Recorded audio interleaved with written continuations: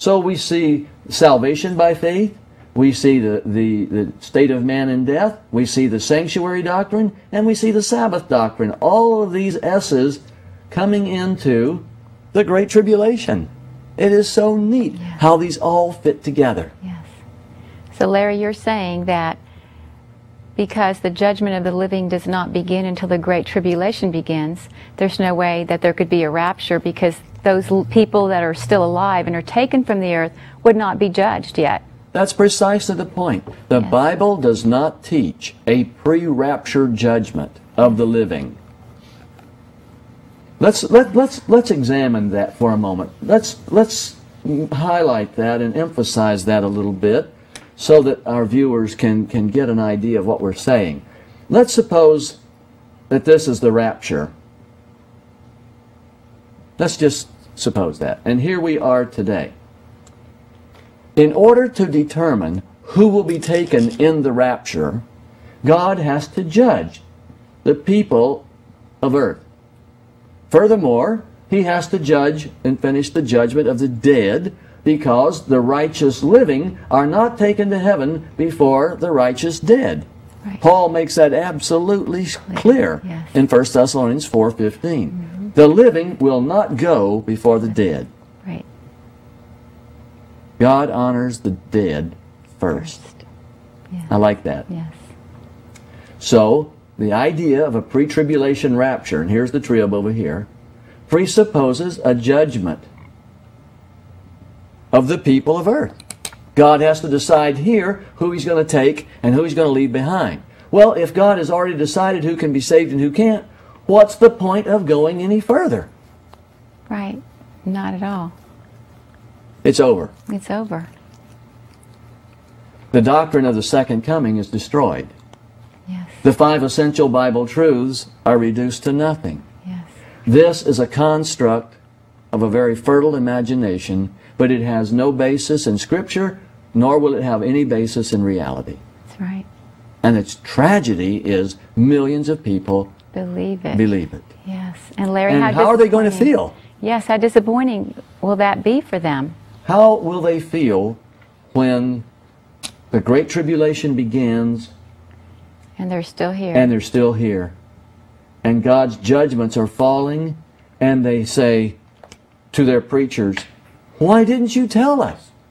Why didn't you explain these things?" You see, the reason God has allowed these things to prosper is that He's going to humble and show how useless all of these mega churches and big fancy religious systems that exist, how they're all totally false. God is going to expose the religions of the world as false. Yes. And the people who have both brain cells working will quickly discover, you can't trust these guys. What do they know? Right. If they knew, they would have been telling us. Yes. If they understood, they would have been explaining it. If they had been faithful to their calling, we wouldn't be struggling like we are right now. That's right. The doctrine of the second coming is the most endearing and warming doctrine in the Bible, because Jesus has promised to return. Yes. And He's going to set up a kingdom where righteousness will reign supreme. Mm-hmm. There will be no special interest groups in heaven. There will be only one group in which Jesus is specially interested. His judgment and His justice will be fair, and I love the words of Isaiah, and the government will be upon His shoulder. Oh, wonderful. Isn't that a wonderful thing? Yes. Dear friends, we've got to be ready. We can be ready. We can be prepared, because what it takes to live with Jesus for eternity is a humble heart. Lord, here I am. Take my heart to go, to be, and to do all that you ask. If you will humble your heart and surrender your life to go, be, do as God directs, He will save you. You will be like the harlot Rahab, who was spared when the city of Jericho was destroyed.